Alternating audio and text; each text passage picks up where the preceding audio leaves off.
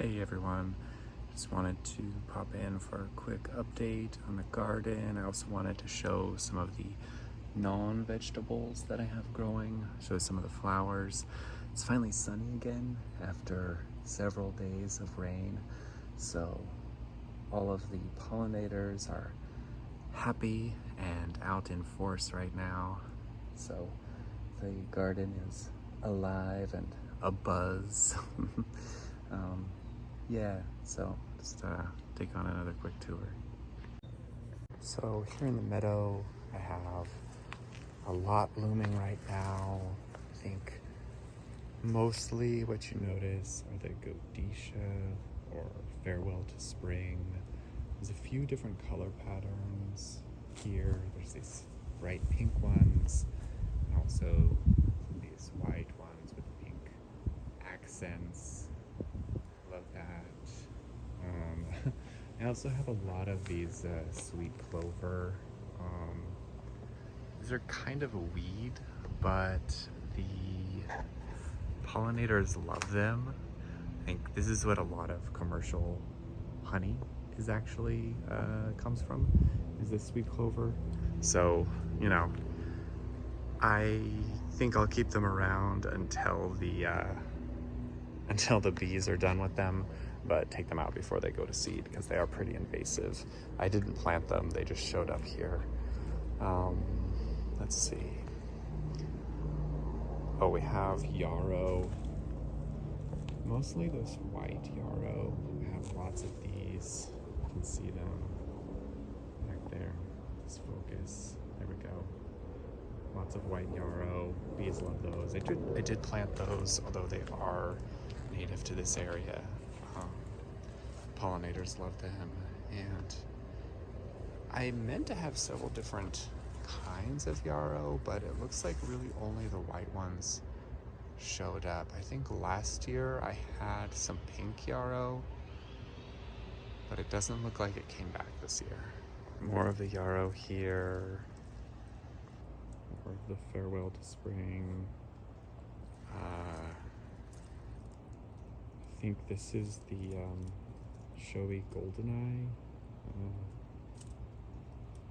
Can't remember the Latin name, but got some of those going here. See all the bugs buzzing around. I don't know if they show up on the camera, but there's a lot of bugs buzzing around here. It's pretty great.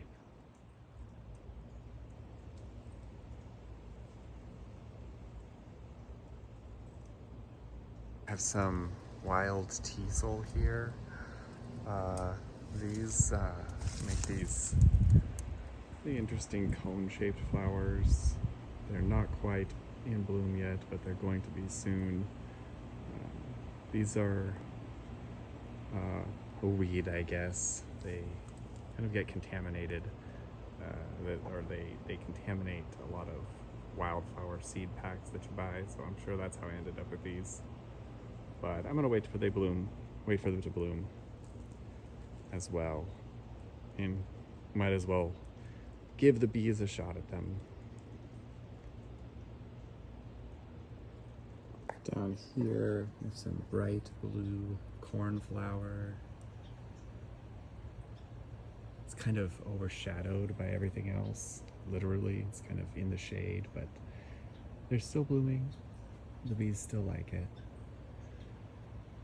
There's actually supposed to be a little path here, but it's completely overgrown. One of these days I might clean that up. But for now, it's just kind of wild. Back to the vegetable garden. I had these beets. They were growing really tall, but they all got kind of knocked down in the storm that we had a few days ago. So, I don't know, I'll have to prune those and just leave the couple that stayed standing to actually go to seed, but that's probably fine. The rest of the beets will appreciate the extra sunlight. I'm sure they won't mind. This carrot also got a little bit blown down by the wind, but all the bugs are still loving the flowers and it's still growing, so hopefully we'll still get a bunch of carrot seeds. What is that? I don't even know.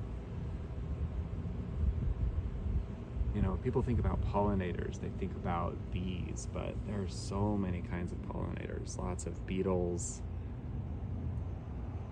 butterflies, hummingbirds, just about every kind of insect can be a pollinator. The honeybees get all the attention, but you can't forget all these little guys. They're doing the hard work. Here we got those mung beans. I really need to thin them out, I think. But they're still growing pretty strong, so maybe I'll give them another week before I come in and thin them out. You know, really give the strong ones a chance to set themselves apart. I did plant carrots in the rows in between, or in between the rows. I don't really see any of them germinating, but it's hard to tell. The loofahs, you know, they've been enjoying some of the hot weather we've had.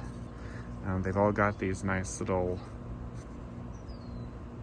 runners. They're trying to find something to grab onto. None of them seem to actually be finding the poles that I put out for them, but you know, they're trying. So hopefully they'll figure it out. Look at how tightly coiled this one is. It's attached to itself. They'll figure it out. The summer squash is impressive. You can see those flowers I've turned into squash in there. Got like, I don't know, 6, 7, maybe 10 of them just from that one plant. So that's pretty impressive. And this, I thought this was a melon, but it's actually just another squash. So hopefully a different kind of squash. Hopefully have some variety, but I doubt it. It's gonna have a lot of squash. Let's see. All but 2 of my corn were ripped out and trampled on by something, cat or raccoon or something. So I've got these 2 corn left. The beans are doing quite well though.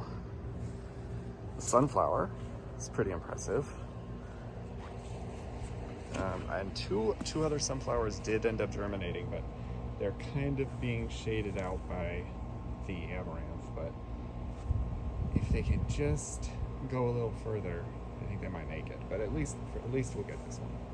And speaking of that amaranth, look at those leaves. That foliage is so beautiful. I love these red stems too. Look at that. That's gorgeous.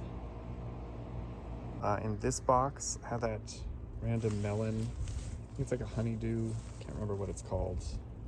It's growing pretty good. It does have some little flowers. Little baby melon flowers in there. So we might actually get a few. It's kind of a runt.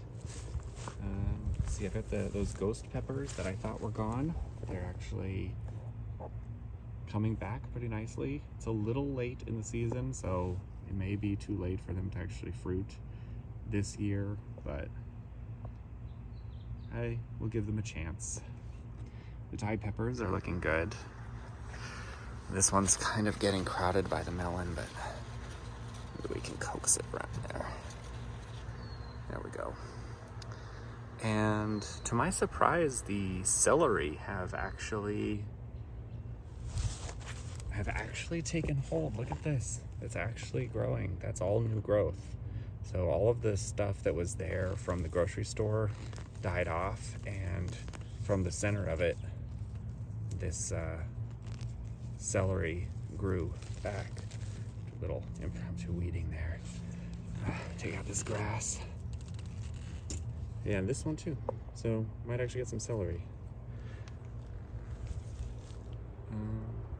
We got these sunchokes, nice and tall. Look at that. 1, 2, 3, 4, 5 stalks from three tubers that I planted. So it's looking good. And here, oh, we've got the potato. It's putting out more flowers. Take those off. Don't need potato flowers. They make little fruits. They look like little green tomatoes, but they are poisonous. Do not eat potato flowers. Forbidden tomato. We got the, I'm not sure, I still don't know what this is. If it's going to be broccoli. I think it must be broccoli, based on the leaves. It's something like that. One of those mustards. The corn is growing nice. You can see some of them are starting to poke up over there. So they're about 2 feet tall now. About the same as these over here. So we'll have about 1, 2, 3, 4, 5, 6 stalks here. Should be enough to pollinate them and have some good ears of corn. It's not a potato flower. Gotta take these off so they'll actually, put their energy into growing the tubers that you want to eat. One more look at this amaranth, because that's just gorgeous. Isn't that beautiful? I love that. In the shade here, we've got the hydrangea. A beautiful color this year. The color comes from the acidity of the soil. So you can actually change the color depending on what you want. I don't do anything intentionally, but it does change from year to year just based on the acidity of the soil changing. Some ultrameria growing next to it. Lovely. These bear's britches, they're just so fun looking. I love the leaves. They can get really big leaves. Here's some of the neighbors. These are gorgeous. It reminds me of some kind of dinosaur plant.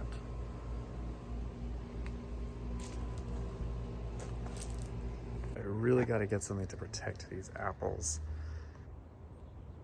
See, they'll just come in here and they'll take a few bites and ruin the apple. Or sometimes, they'll grab a little one and run away. But it's like, they're not even ripe yet, guys. Gotta do something about that.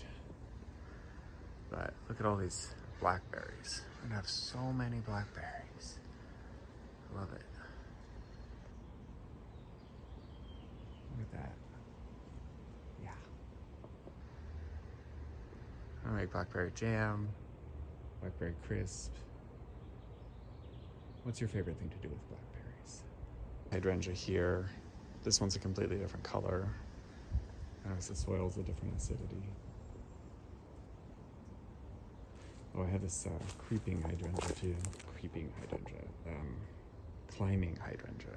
That's what this one's called. I don't even know if it's an actual hydrangea or not. I'm not really sure why they call it that. It doesn't really look similar, but the bees love this one too, though not at the moment. Well, thanks for coming along with me on that little tour of the flowers and the garden. I hope you enjoyed seeing all of the lovely pollinators and hearing the birds. I hope you can hear the birds. So until next time, bye.